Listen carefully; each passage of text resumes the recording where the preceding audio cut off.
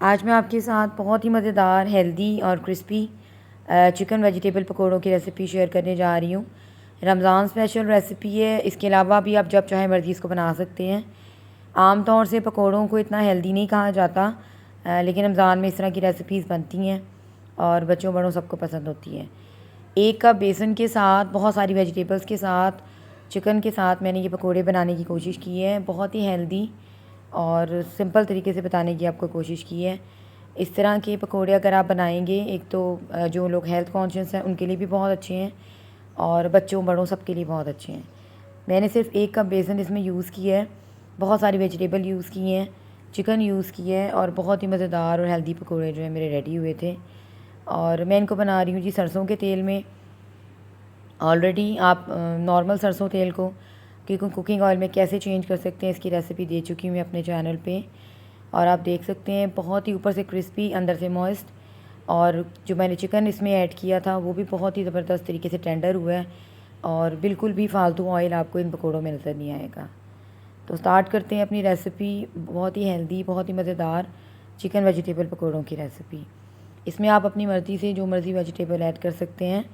मैंने लिए जी 2 तरह की कैप्सिकम, एक पिंक वाली और एक जो नॉर्मल होती है। प्याज लिए हैं, इसके अलावा चाइना गाजर यूज़ की है। चिकन लिया है 1 कप, मैंने श्रेडेड करके मैंने काट के चिकन मैंने यूज़ किया है। और इसके अलावा धनिया, पुदीना, हरी मिर्चें, जो भी आप ऐड करना चाहते हैं वेजिटेबल अपनी पसंद की वो ऐड कर सकते हैं। मैंने चिकन सबसे पहले ऐड किया है, उसके बाद तमाम वेजिटेबल ऐड कर दिए हैं। हम आम तौर से बेसन में डायरेक्ट पानी डाल देते हैं और फिर उसमें वेजिटेबल वगैरह ऐड करते हैं, तो उस तरह से रिज़ल्ट नहीं आता आपके पकौड़ों का। आपने पहले जो भी आप चिकन, वेजिटेबल या जो भी आप चीज़ें यूज़ कर रहे हैं पहले उनको मिक्स कर दें। और मेजरमेंट के साथ 1 कप मैंने बेसन यूज़ किया है और इनको फिर आपस में मैंने मिक्स कर दिया था ताकि जो सब्ज़ियों का मॉइस्चर है वो भी लग जाए बेसन को हमारे अच्छी तरह से। उसके बाद फिर थोड़ा थोड़ा करके मैंने पानी ऐड किया था। यहाँ पे बेकिंग सोडा लिया है मैंने 1/4 टीस्पून। इससे बहुत ही नरम और सॉफ्ट हमारे जो है वो पकोड़े रेडी होते हैं। इसके अलावा 2 टेबलस्पून बाइंडिंग एजेंट के तौर पे मैंने कॉर्नफ्लावर यूज़ किया है। 1/2 टीस्पून मैंने ज़ीरा पाउडर ऐड किया है। नमक यूज़ किया है 1 टीस्पून। रेड चिली पाउडर, हल्दी पाउडर, कलर बहुत अच्छा आता है, ये यूज़ किया है। रेड चिली फ्लेक्स ऐड किए हैं, धनिया पाउडर ऐड किया है।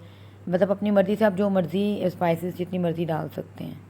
और नमक ऐड किया है और 1/2 टीस्पून मैंने इसमें यूज़ किया था जी ज़ीरा और उसको हाथों की मदद से क्रश किया था। इसी तरह 1 टेबलस्पून मैंने यूज़ किया था कोरिएंडर साबुत, उसको भी मैंने हाथों की मदद से क्रश किया था।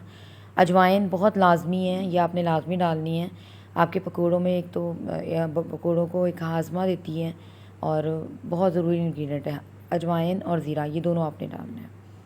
बाइंडिंग एजेंट के तौर पे 2 टेबलस्पून कॉर्नफ्लावर मैंने लिया था। आप चाहें तो चावलों का आटा भी यूज़ कर सकते हैं, चाहें तो इसको स्किप भी कर सकते हैं। अब आप देख सकते हैं मैंने तमाम चीज़ों को पहले मिक्स कर दिया है। उसके बाद बिल्कुल थोड़ा थोड़ा करके मैंने पानी ऐड किया था। पानी आपने डायरेक्ट ऐड नहीं करना, इस तरह से जो है बहुत ही अच्छी बाइंडिंग होगी आपके पकौड़ों की। और फिर इसको मैंने आधे घंटे की रेस्ट के लिए रख दिया था। यह आपने लाजमी करना है अगर आप अच्छे क्रिस्पी और मॉइस्ट पकौड़े जो है बनाना चाहते हैं, तो आपने रेस्ट ज़रूर देना है। आप देख सकते हैं मैं इसको बिल्कुल गूंदने वाले तरीके से मिक्स कर रही हूँ और बिल्कुल फालतू पानी मैंने इसमें ऐड नहीं किया। थोड़ा थोड़ा पानी कट के डाल के मैं ऐड कर रही हूँ और मिक्स करती जा रही हूँ बिल्कुल नीड वाले तरीके से। यहाँ पे पकौड़ों का मिक्सर तमाम ऐड और मिक्स हो गया था। अब इस टाइम पे मैंने इसके अंदर नमक चेक किया था, तो नमक जो है मुझे कम लग रहा था, तो 1/2 टीस्पून नमक फिर मैंने और ऐड किया था। तो एंड पे आपने पहले शुरू में कम डालना है और एंड पे फिर आपने नमक जो है वो टेस्ट करना है दोबारा से। और बिल्कुल 2 टेबलस्पून मैंने और पानी ऐड किया था और बहुत ही परफेक्ट पकौड़ों का जो मिक्सचर है वो मेरा रेडी हो गया था। उसके बाद आधे घंटे के लिए मैंने रेस्ट के लिए रख दिया था। आपको ख़ुद नज़र आएगा कि एक तो बेकिंग सोडा, जो मैंने बेकिंग सोडा डाला है उससे आपके पकोड़े बहुत सॉफ्ट और बहुत ज़बरदस्त होते हैं, ये आपने लाजमी डालना है। यहाँ पे ऑयल जो है मेरा गर्म हो गया हुआ था। अगर आप चाहें तो स्पून की मदद से भी डाल सकते हैं, लेकिन हाथों की मदद से ज़्यादा अच्छी शेप आती है पकौड़ों की। तो यहाँ आप देख सकते हैं ऑयल मेरा गर्म हो गया था। सरसों ऑयल यूज़ कर रही हूँ मैं और थोड़े थोड़े से छोटे छोटे करके मैंने पकौड़े डालना शुरू किए हैं। आपकी जो फ्लेम है वो तेज़ होनी चाहिए, गर्म होनी चाहिए, लेकिन फिर उसके बाद आपने मीडियम पर बनाने हैं पकोड़े अंदर, क्योंकि मैंने चिकन भी ऐड किया हुआ है तो इसलिए आपने मीडियम पे इसको बनाना है ताकि चिकन भी हमारा अच्छी तरह से अंदर से टेंडराइज़ हो जाए।